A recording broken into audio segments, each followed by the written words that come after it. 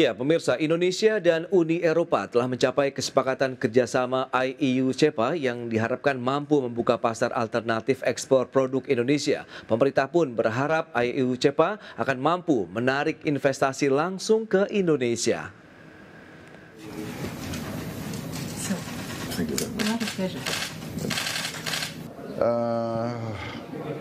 Luar biasa, terobosan besar. Setelah 10 tahun negosiasi, hari ini kita tembus, breakthrough. Semua titik-titik persoalan sudah kita selesaikan. Jadi kita sudah punya sekarang perjanjian Comprehensive Economic Partnership Agreement antara Indonesia dan Uni Eropa, yang ini sebetulnya nanti adalah menjadi free trade agreement. Ya, hampir semua tarif kita sudah selesai, ya, hampir semuanya 0% di antara kita. Demikian pernyataan Presiden Prabowo Subianto usai bertemu dengan Presiden Komisi Uni Eropa Ursula von der Leyen di Brussels, Belgia pada 13 Juli 2025. Di mana dalam pertemuan tersebut tercapai kesepakatan Indonesia-European Union Comprehensive Partnership atau IEU-CEPA. Presiden Prabowo menilai perjanjian tersebut akan membawa nilai positif bagi Indonesia maupun Uni Eropa, terutama di tengah dinamika perekonomian dunia yang penuh ketidakpastian dan Indonesia memiliki alternatif pasar ekspor baru. Menteri Investasi dan Hilirisasi Kepala BKPM Rosan Roslani mengatakan, usai tercapainya kesepakatan IEU-CEPA antara Indonesia dengan Uni Eropa, maka perjanjian kemitraan ekonomi ini akan ditandatangani paling lambat pada September 2025 mendatang. Rosan pun berharap kerjasama IEU-CEPA juga akan mampu menarik investasi perusahaan multinasional asal Eropa ke Indonesia. Berbagai sumber IDX Channel. Ya, pemirsa, untuk membahas tema kita kali ini, IEU-CEPA, angin segar di tengah perang tarif global. Kita sudah tersambung melalui Zoom bersama dengan Bapak Danang Gerindra Wardana, Direktur Eksekutif Asosiasi Pertekstilan Indonesia API, kemudian juga Bapak Fadil Hasan, Ekonom Senior Indef. Ya, halo Pak Fadil, apa kabar? Apa kabar? Baik Mas. Terima kasih atas waktu yang sempatkan, Pak Danang, apa kabar? Baik Mas, baik, bisa bersama lagi. Baik, terima kasih juga atas waktu yang sempatkan. Sebelum membahas lebih jauh, mungkin kita akan review terkait dengan proses perundingan IEU-CEPA setelah 10 dekade terakhir begitu. Ini akhirnya menjadi milestones baru Indonesia nampaknya dengan Uni Eropa. Pak Fadil, bagaimana review Anda? Ya, saya kira ini proses yang panjang dan melelahkan gitu ya. Oke. Tetapi saya kira yang mempercepat terjadinya kesepakatan ini itu menurut saya ada faktor yang selama ini memang kurang tidak dipertimbangkan, yaitu saya kira tindakan ataupun kebijakan dari pemerintahan di Amerika, ya, Presiden Trump yang kemudian melakukan langkah-langkah yang sifatnya itu proteksionistis dan sepihak gitu ya, yang itu akan berpengaruh terhadap landscape daripada perdagangan internasional itu sendiri ya. Jadi saya kira langkah Trump yang dianggap unilateral, tidak membuka pada suatu perdagangan yang lebih luas lagi. Nah, kemudian saya kira Indonesia dan Eropa menyadari bahwa harus segera menyelesaikan IEU-CEPA ini, yang merupakan jalan lain daripada langkah yang diambil oleh Trump itu sendiri gitu. Jadi saya kira ini yang membuat kemudian kesepakatan itu benar-benar dapat diwujudkan sekarang ini. Nah, saya kira juga berbagai hambatan yang selama ini terjadi ya dalam proses perundingan IEU-CEPA ini itu kemudian tidak diselesaikan dalam kesepakatan yang ada sekarang ini, tapi nanti kemudian akan dibicarakan atau akan didialogkan dalam berbagai bentuk atau forum yang sifatnya itu lebih spesifik lagi ya, misalnya terkait dengan non tarif measure yang dilakukan baik oleh EU maupun oleh Indonesia, Nah, itu akan didiskusikan lebih lanjut. Nah, jadi saya kira sekarang ini yang penting itu adalah bahwa terjadi dulu kesepakatan terhadap hal-hal yang telah disepakati bersama gitu, dan ini merupakan suatu langkah yang apa namanya Baik. mendorong terjadinya suatu perdagangan dan investasi yang lebih eh, terbuka ya, dan lebih luas lagi di tengah tindakan daripada Trump itu. Saya kira Baik. seperti Oke, Pak Fadil. Nah, Pak Danang, Anda melihat sebagai pelaku usaha industri manufaktur lah begitu, tekstil dan juga produk tekstil. Apakah Anda melihat kesepakatan Indonesia dengan Uni Eropa ini akhirnya benar-benar menjadi angin segar juga nih bagi dunia usaha di tanah air? Iya. Memang ini akan sangat berpengaruh pada ekspor tekstil, produk-produk tekstil, garment, fashion ke Uni Oke. Eropa ya. Karena kita happy juga ketika tadi malam kita mendengar bahwa Trump menurunkan tarif impor ke US sebesar 19%. Tentu saja Eropa tidak boleh ketinggalan dengan itu karena bagaimanapun juga ekspor kita ke EU juga terpengaruh seperti yang disampaikan Pak Fadil itu. Oke. Karena sebenarnya angka kita tuh tinggi Mas. Ekspor ke EU itu kan sebesar hampir 17 miliar dolar ya. Memang terjadi gap di mana defisit terjadi juga di Uni Eropa ya. Dan sekitar 15% dari nilai ekspor ke EU itu adalah ekspor produk-produk tekstil, garment, dan fashion. Artinya Oke. ini nilai yang cukup besar dan kita bisa optimis nanti akan lebih ekspansif lagi untuk ekspor ke Uni Eropa. Tetapi sebenarnya ini baru kesepakatan secara politis ya. Iya. Secara substansi kita juga belum melihat karena biasanya Uni Eropa itu menekankan ketentuan-ketentuan non tarif barrier itu sangat kencang di sana ya. Misalnya terkait dengan kasus-kasus perburuhan, kasus pekerja anak, kemudian kasus-kasus atau isu lingkungan hidup, isu-isu tentang green energy itu menjadi non tarif barrier yang harus kita atasi lebih dahulu karena kita melihat substansi-substansi ini pasti akan dimasukkan oleh Uni Eropa ke dalam mekanisme trade dengan Indonesia. Jadi bukan sekedar zero tarif yang harus kita pikirkan, tetapi justru non tarif barrier itu yang harus menjadi concern besar kita, terutama untuk memastikan produk-produk kita yang selama ini ada sekitar beberapa puluh ya, sekitar 20-an tarif kode-kode HS yang bisa masuk ke Uni Eropa dengan sangat mudah. Tetapi ke depan mestinya ini menjadi satu atensi kita bahwa usulan-usulan terkait dengan substansi tarif-tarif ke Uni Eropa dan non tarif ke Uni Eropa itu harus menjadi benar-benar kita perhatikan, jangan sampai malah menjadi hambatan yang cukup serius. Karena secara infrastruktur ekonomi investasi dalam negeri kita belum mendukung. Baik, Pak Danang. Tapi kalau kita lihat tantangannya selama ini kita melakukan eksportasi ke Uni Eropa begitu, apakah masih sama atau nanti justru akan lebih ada relaksasi di sana dengan adanya perjanjian EU CEPA ini? Kita berharap adanya relaksasi ya, karena pemenuhan misalnya terkait green energy itu juga hal yang bukan secepat kilat atau seperti membalik telapak tangan untuk kita bisa penuhi. Ini satu yang proses pembangunan infrastruktur green energy yang harus lebih cepat dilakukan di Indonesia, mengingat pemanfaatan green energy kita masih di bawah 5%. Dan target kita untuk sampai tahun 2030 kan harus mencapai sekitar 30%. Artinya ini tantangan yang sangat besar. Salah satu contoh khusus untuk industri tekstil dan garment, Pak Fadil, itu Uni Eropa menekankan no coal energi. Artinya bye-bye coal gitu, tidak boleh menggunakan energi listrik berbasis batu bara, dan itu diimplementasikan mulai tahun 2026 nanti.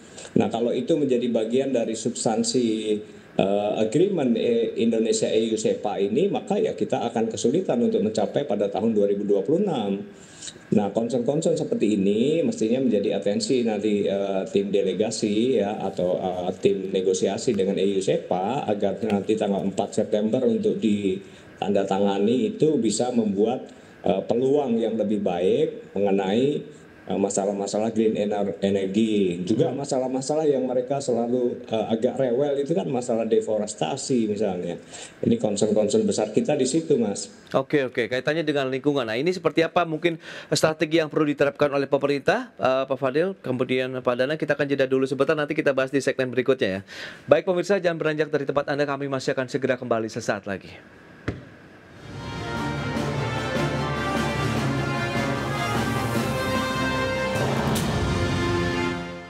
Pemirsa, proses perundingan perjanjian IAU CEPA baru saja dirampungkan, dan dengan adanya perjanjian IAU CEPA ini sekitar 80% pos tarif akan menjadi 0%. Penandatanganan dan pertukaran surat atau exchange of letters antara Indonesia dan Komisi Eropa dilakukan langsung Menteri Koordinator Bidang Perekonomian Erlangga Hartarto dengan Komisioner Perdagangan Komisi Eropa Maroš Šefčovič. Pertemuan keduanya diawali sesi Tate i Tate dan kemudian dilanjutkan dengan pertukaran surat atau exchange of letters yang menandai pencapaian penting dalam proses finalisasi Indonesia European Union Comprehensive Economic Partnership Agreement atau EUCEPA. Kesepakatan exchange of letters ini bentuk mendorong percepatan finalisasi perjanjian perdagangan Indonesia dan Uni Eropa secara konstruktif, konklusi, konkret, dan substansial yang saling menguntungkan. Di sisi lain, dengan populasi lebih dari 285 juta jiwa, Indonesia menawarkan pasar yang besar dan dinamis bagi mitra dagang Uni Eropa.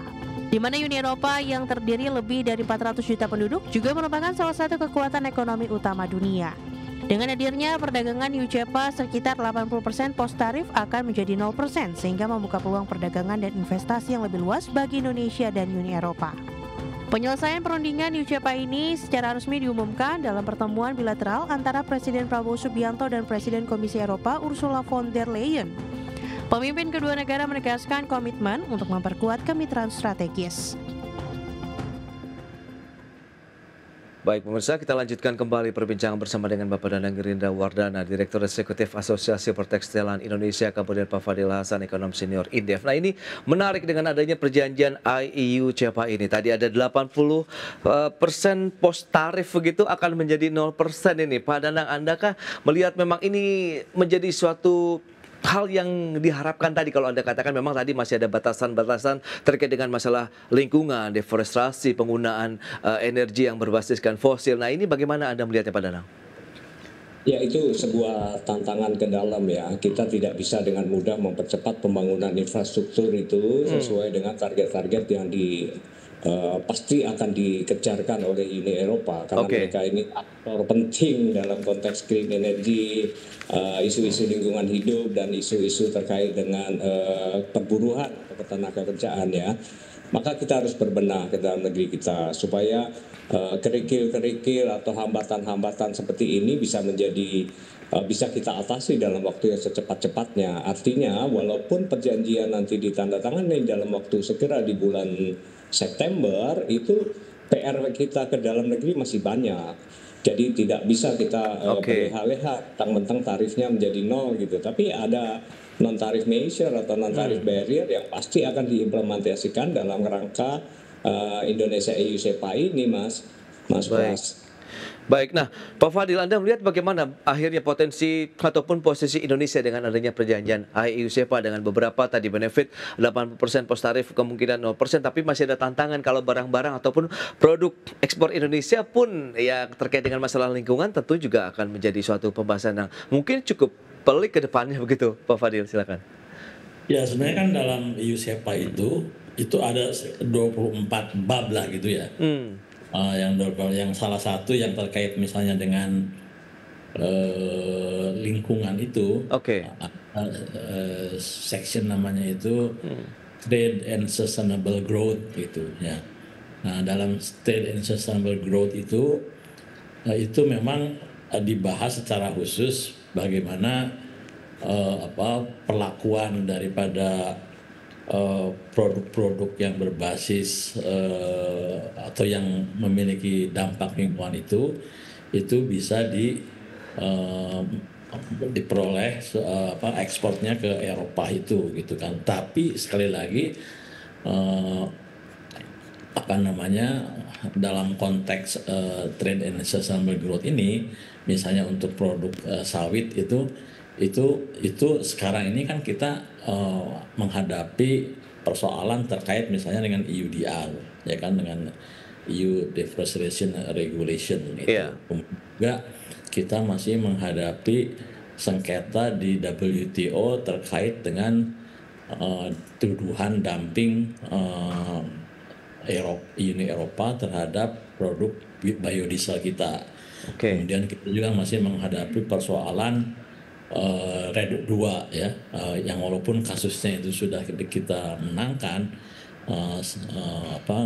tetapi EU sendiri belum melakukan suatu penyesuaian terhadap keputusan daripada WTO tersebut. Jadi hal-hal tersebut itu memang nampaknya itu tidak diselesaikan dalam perjanjian atau kesepakatan yang dicapai sekarang ini. Nah, tetapi itu akan nanti didiskusikan ya secara lebih spesifik lagi, misalnya dalam apa yang disebut sebagai forum kerjasama atau joint commission antara EU dengan Indonesia.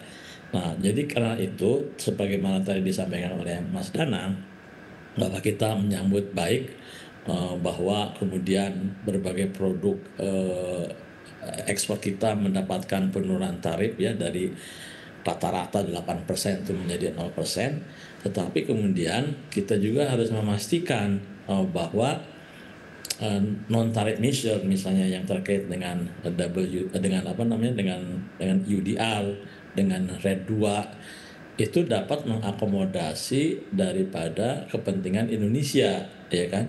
Nah, sebab kalau misalnya itu tidak dilakukan, ya nanti kita akan mendapatkan mungkin kalau kita kuantifikasikan hambatan non tarif itu terhadap dibandingkan dengan tarif, itu mungkin justru kita akan mendapatkan hambatan yang lebih besar daripada hambatan tarif itu yang pertama. Yang kedua juga yang terkait dengan kasus di WTO. Nah, kita